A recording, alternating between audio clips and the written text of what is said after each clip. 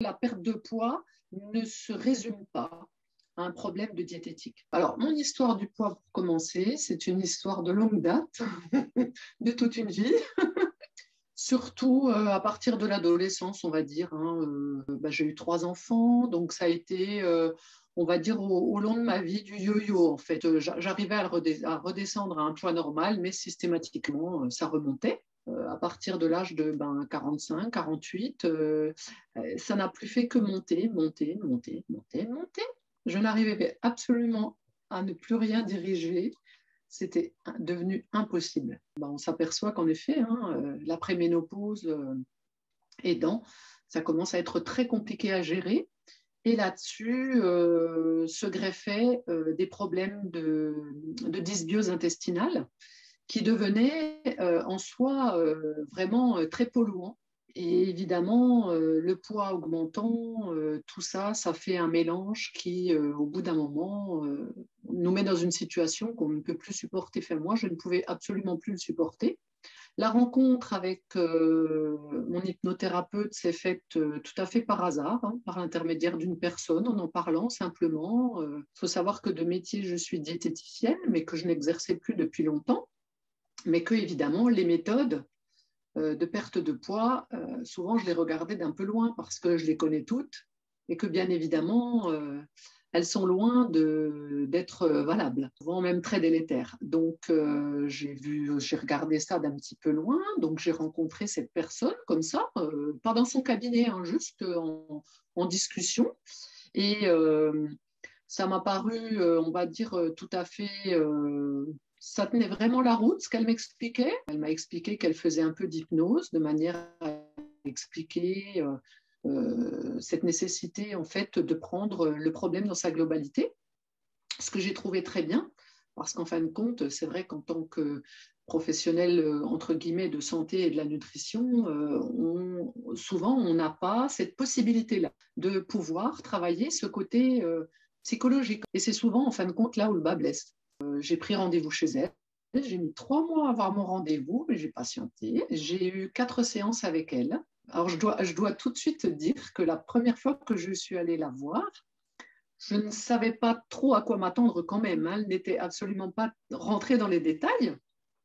Et puis, il y a une chose dont je me rappelle vraiment, c'est que dans la première discussion, donc elle fait une espèce de questionnaire. Et puis à la fin, elle me dit, voilà, donc la méthode, entre autres, se déroule de la manière suivante, en utilisant de la micronutrition, des compléments alimentaires et de l'hypnose, et notamment le rôle du jeûne intermittent est très important dans cette méthode. Oui, qu'entends-tu par jeûne intermittent? Donc, il s'agit de jeûner le soir. Et là, moi, je la regarde et je lui dis, non, non, non, non, c'est absolument impossible. Je ne pourrais jamais ne pas manger. Ça, pour moi, c'était totalement impossible. Donc, ça l'a beaucoup fait rire. Elle me dit, je te rassure, c'est ce que tout le monde me dit. Donc, on verra en fin de compte ce que tu arriveras à faire et pas. En soi, ce n'est pas très grave. Donc, on fait la séance d'hypnose. Et puis, elle m'explique la méthode, on va dire, dans sa généralité. Et on a travaillé aussi sur les neuromédiateurs, ce que j'ai découvert également, et qui est vraiment, on dirait, l'autre face de la méthode, qui est vraiment, je pense, un pilier de cette méthode qui fait qu'on a vraiment une grande réussite. C'était aussi une découverte pour moi, parce que malgré que voilà, je sois du métier, on n'apprend pas ce genre de choses à l'école. Si on veut vraiment réussir, je pense que voilà, les 3 piliers sont en effet la nutrition, les neuromédiateurs et l'hypnose avec le jeûne intermittent qui vont faire qu'on aura vraiment quelque chose de global, mais qui en fin de compte ne laisse rien passer. Et ce qui, je pense, fait que cette méthode est tout à fait valable, elle est parfaite, presque, si je puis dire. On a tous les aspects du problème, en fin de compte. On tient compte de vraiment tous les aspects du problème. Donc, le soir même, eh bien, je suis rentrée chez moi et contre toute attente, aucun problème. Depuis, je mange grosso modo 1 fois par semaine. sans que cela ne me pose aucun problème. Alors, attends, excuse-moi, excuse-moi Angélique, tu manges une fois par semaine, tu viens de dire. Le soir, pardon. Ah, d'accord. C'est facile la méthode, on perd du poids, on mange une fois par semaine. Ça marche très, très bien. Donc, en fin de compte, j'ai réussi à tenir le jeûne du soir sans aucun problème, sans y être préparée. Et vraiment, au début, en n'y croyant pas du tout, hein, je dois dire. Il s'avère qu'on se sent très bien. Donc, j'ai commencé la méthode en début mars 2000, là on est en 2021, donc 2019. Cela fait 2 ans. J'étais à 83 kilos et des poussières, sachant que je mesure 1,76 m. Et de gros problèmes de dysbiose intestinale avec tout ce qui va avec, c'est-à-dire les problèmes intestinaux, les ballonnements, des problèmes de transit, des problèmes même très importants de parodontie et de saignements buccaux. Enfin, vraiment, voilà, tout ce qu'on peut trouver comme effet délétère de la dysbiose. J'ai suivi cette méthode bien jusqu'en... Alors, il y a eu des paliers. Il y a eu un palier qui a duré, on va dire, presque tout l'été. Et puis ensuite, c'est reparti sans que je fasse vraiment quelque chose de particulier. Je pense que l'organisme, chez certaines personnes, a besoin de se stabiliser un moment. Et puis ensuite, c'est reparti doucement jusqu'à obtenir un poids de forme qui était de 68,5 à peu près, 69, ça dépend. Et depuis, sans aucun souci, je dirais, je garde ce poids.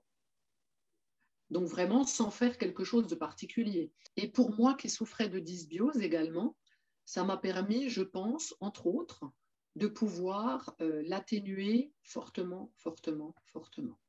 De là, on arrivait presque à pouvoir quasiment réintroduire tout ce que je ne pouvais plus manger dans mon alimentation quotidienne, on va dire. Donc, quand on sait ce que c'est vraiment, quand on a déjà vécu ça, c'est vraiment un grand confort de vie d'un côté, et puis d'un autre côté, eh bien, le fait de ne plus se battre avec son poids, c'est vraiment la liberté. Voilà. C'est le bien-être, voilà, c'est incroyable. J'ai perdu quasi 10 kilos entre le mois de mars et le mois de juin. Franchement, en mangeant plus qu'à ma faim, je n'ai jamais eu faim. J'ai pris quelques compléments alimentaires, plus peut-être par rapport à ma dysbiose et à mon inflammation globale que réellement pour les problèmes de perte de poids, on va dire. Rétablir quelques neuromédiateurs qui étaient un peu en peine, quoi. Ces 10 kilos, je les ai perdus en fin de compte assez rapidement, en 4 mois à peu près. Pas vraiment de sport, oui, enfin, c'est une forme de sport quand même, hein, parce que je marchais très rapidement, mais ça restait de la marche. Donc depuis le début de l'année, eh bien, je suis ta formation. Donc j'ai repris je suis revenue à mes anciennes amours, à mon ancien métier. La méthode m'a fait énormément perdre de cellulite. J'en étais vraiment bourrée. C'était incroyable. Et déjà, le fait simplement d'avoir perdu ce poids, mais j'avais déjà perdu du poids avant. Je n'avais jamais eu une telle perte de cellulite. Vraiment, là, avec un léger accompagnement en drainage lymphatique, ça a été vraiment spectaculaire, je dois dire. On arrive vraiment à changer totalement, à retrouver ce corps qu'on avait en fin de compte quand on était jeune fille. Hein, enfin, voilà, moi j'ai vraiment cette impression, cette sensation, et je trouve ça formidable, quoi. L'esprit n'est plus du tout préoccupé par le problème de poids. La nourriture devient quelque chose qui est un plaisir, mais qui n'est plus une préoccupation. Il suffit de manger les bons aliments au bon moment, de manière à ce que les choses, on va dire, se régulent d'elles-mêmes. On a cette possibilité de vivre vraiment comme tout le monde, alors que ben voilà, quand on a des problèmes de poids, on a l'impression qu'on ne vivra plus jamais comme tout le monde, que c'est quelque chose d'impossible, alors que là, pas du tout. Pas du tout. Donc ça, c'est vraiment un énorme bénéfice parce qu'on libère son esprit, en fin de compte, hein, de beaucoup de tracas. on acquiert une grande confiance en soi. Enfin voilà, moi je trouve que ça va avec. Et c'est quelque chose qu'il faut dire parce que souvent, on dit oui, voilà, c'est super, j'ai perdu du poids, je peux rentrer dans des habits que je ne mettais plus. Oui, ça, c'est vraiment formidable. Mais c'est hyper important et hyper gratifiant de pouvoir, en plus, acquérir une confiance en soi qu'on n'avait pas forcément avant. Le fait de perdre du poids et d'en reprendre, et d'en reperdre et d'en reprendre, fait évidemment perdre beaucoup la confiance que l'on a en soi parce qu'on ne se trouve pas capable d'y arriver. Et donc ça, c'est énorme. Donc ça, on va dire que c'est le côté psychologique qui fait que on est vraiment beaucoup mieux. Le fait aussi de remonter tous les neuromédiateurs fait aussi qu'on se sent beaucoup mieux, psychologiquement aussi, émotionnellement. On est beaucoup plus stable. J'ai beaucoup moins de une fois je monte, une fois je descends, une fois je suis bien, une fois je ne suis pas bien. Ça, je ne le ressens presque plus. C'est vraiment des périodes beaucoup plus stables. Un grand confort veineux, lymphatique, au-delà de la perte de poids, hein, bien évidemment. Et puis, ce qui est pour moi très important, ça a été le fait de retrouver un ventre que j'aime, mais pas que parce qu'il est plat. C'est-à-dire un ventre que j'aime aussi pour son intérieur, qui ne me fait plus souffrir, pour lequel j'ai vraiment réduit l'inflammation. Alors, j'ai fait plusieurs nettoyages, hein, pas un seul, j'en ai fait 3, 4, jusqu'à ce que je sente que je puisse réintégrer quasiment tous les aliments qui n'allaient pas, en fin de compte, qui me posaient problème et qui, à la base, ne sont pas censés le faire. Mais c'est vrai que quand on a des problèmes de dysbiose, donc en fin de compte de dysbiose, c'est un problème de microbio qui n'est plus réglé correctement. Donc on a certaines bactéries qui sont plus, plus présentes et d'autres beaucoup moins. Et ce n'est forcément pas les bonnes. Et donc à ce moment-là, on a tout un tas de problèmes qui se greffent. Et là, le fait de ne plus vivre ça, de ne plus avoir de problèmes intestinaux au quotidien, c'est un énorme confort. Et la méthode également, étant très anti-inflammatoire, va avoir une importance énorme à ce niveau-là. Donc, je suis allée rencontrer Elisabeth Barger, qui est à Haguenau. Et donc, il y a grand plaisir. Je lui ai envoyé, après y être allé, énormément de monde, chez qui ça a vraiment bien marché. C'est un grand confort de vie, d'esprit, c'est vraiment incroyable. Et donc, du coup, dans la famille, je dois reconnaître qu'il y a beaucoup de monde qui s'y est mis. Les gens vivant autour de vous voient que c'est une méthode qui permet de vivre très bien au quotidien, qui en fin de compte permet à chacun de se retrouver et de se l'accaparer, de vraiment pouvoir l'adapter à son propre rythme, malgré qu'on avait tous des horaires totalement différents, des impératifs de repas différents. On a tous réussi à globalement intégrer cette méthode dans notre vie quotidienne. Et ça, c'est vraiment aussi très bien. Elisabeth m'a vraiment beaucoup aidée, notamment aussi au niveau de l'hypnose. Je dois reconnaître que vraiment, ça a été, on va dire, je pense, 50% de l'efficacité de la méthode. Entre l'hypnose et les neuromédiateurs, il y avait, je pense, pas mal de travail avec moi. Elle est vraiment très grande professionnelle à ce niveau, quoi. Et c'est pour ça d'ailleurs que je lui ai envoyé par la suite beaucoup de monde, ne doutant absolument pas de ses capacités à pouvoir aider le tout à chacun, quoi. On n'a pas, dans nos cours et dans notre pratique, euh, le but d'accéder à cette micronutrition qui fait qu'en fin de compte, on adaptera totalement notre alimentation dans sa globalité à permettre à notre organisme d'en tirer tous les bénéfices. Voilà. En fin de compte, je pense qu'il faut vraiment appuyer là-dessus et avec la micronutrition, parce qu'en fin de compte, c'est de la micronutrition, hein, ce que l'on fait. Hein, on permet, par exemple, justement, de remonter les neuromédiateurs, d'expliquer aux gens qu'en fin de compte, s'il manque ne serait-ce qu'un ou deux cofacteurs dans la digestion ou que l'on a une mauvaise digestion, on aura des problèmes qui vont en découler, des problèmes hormonaux. Simplement, quand on manque d'une vitamine, quand on manque d'un minéraux, toute la chaîne est perturbée. Et je pense que là, les diététiciennes l'apprennent, mais souvent, on apprend beaucoup de choses et on oublie souvent ce genre de choses qui, en fin de compte, sont primordiales dans la globalité de la perte du poids, en fin de compte, voilà. Et ça, c'est une chose très importante. Et ensuite, l'autre chose, c'est que la perte de poids ne se résume pas à un problème de diététique. Quand j'exerçais dans des pharmacies. On avait des problèmes de diabète, on avait des problèmes de poids, on avait de toutes sortes. Des gens qui m'étaient adressés par des médecins, mais pas que. Et déjà à cette époque-là, j'essayais toujours d'expliquer que justement le poids n'était pas qu'une finalité en soi. Que, en fin de compte, on a le côté psychologique qui est très important.